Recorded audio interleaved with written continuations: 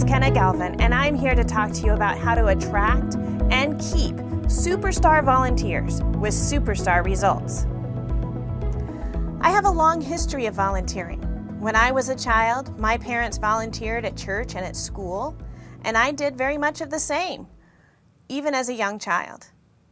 When I became an adult, I volunteered at my children's school and their sports organizations.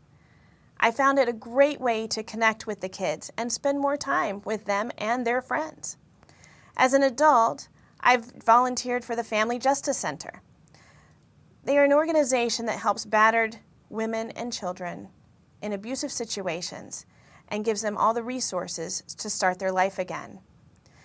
My volunteering went from just helping here and there to sitting on numerous boards and even to help start some organizations. So I've been exactly where you are in looking for help. And I am so happy to be able to share with you some of the tips that I've learned along the way.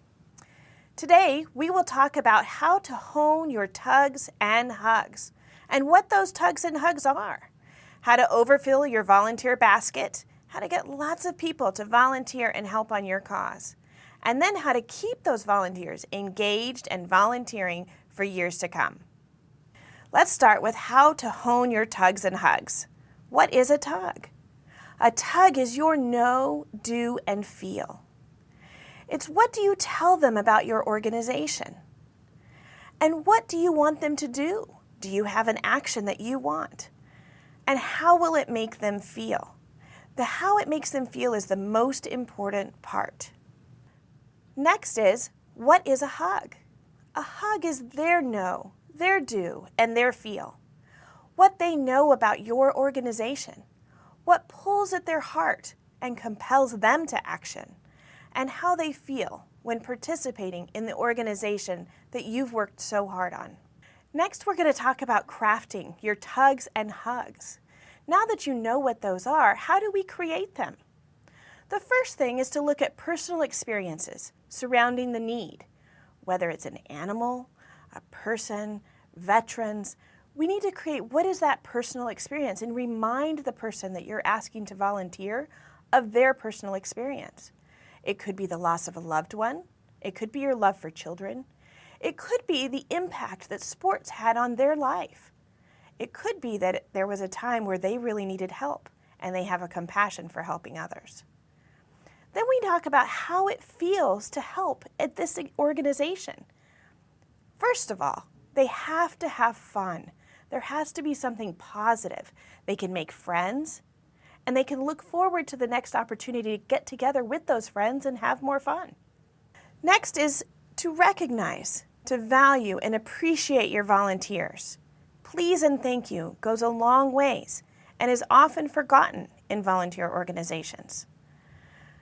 Honor someone's hours of service. Recognize that and appreciate it. Look at thank you plaques or thank you online. And give some spotlights for people who've done something exceptional. Then we need to see the results.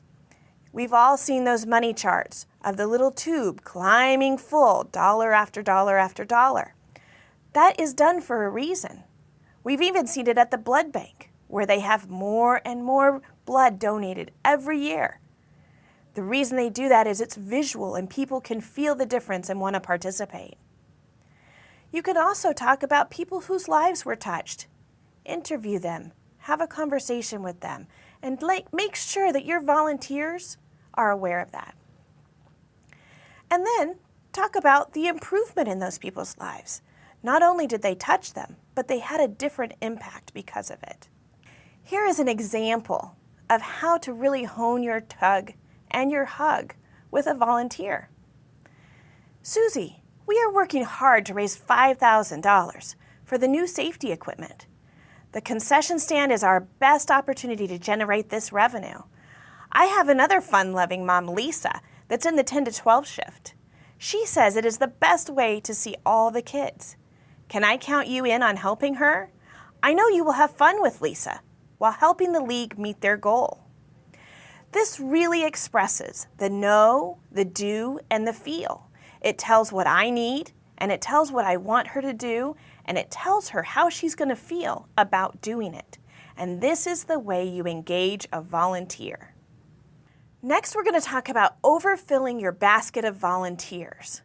When we volunteer, we want it to be fun, and we want to enjoy what we're doing, and we don't want to come home so exhausted that we never go again. And the way to do that is to make sure that you have a full basket of volunteers. So first, we schedule well. Remember, this is not a job, it is a choice.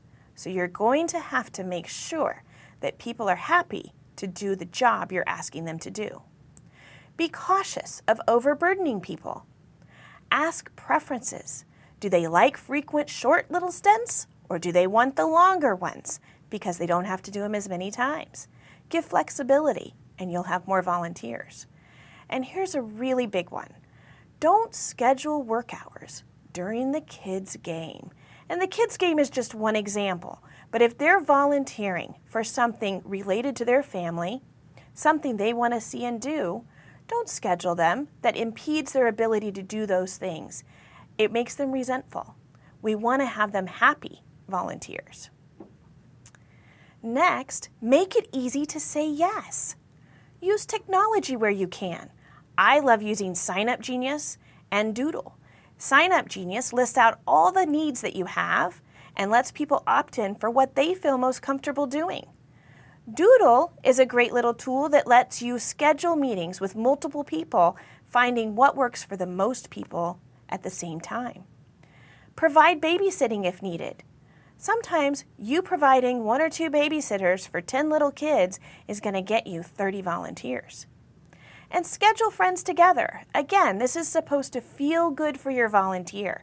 So if they're getting to work with their friends, they're going to have a good time. Remember to keep the benefits in the forefront. Be clear on your needs. What is it you need done? Repeat the benefits to them. Make sure they realize exactly what they're getting and how it helps you, your organization, and how they are going to feel about it. And then be a great communicator. Don't leave things vague and unclear. Make sure they know exactly what they're expected to do, they know exactly where they're expected to be, how long their commitment is, and any other details that might make them a successful volunteer. What keeps people engaged?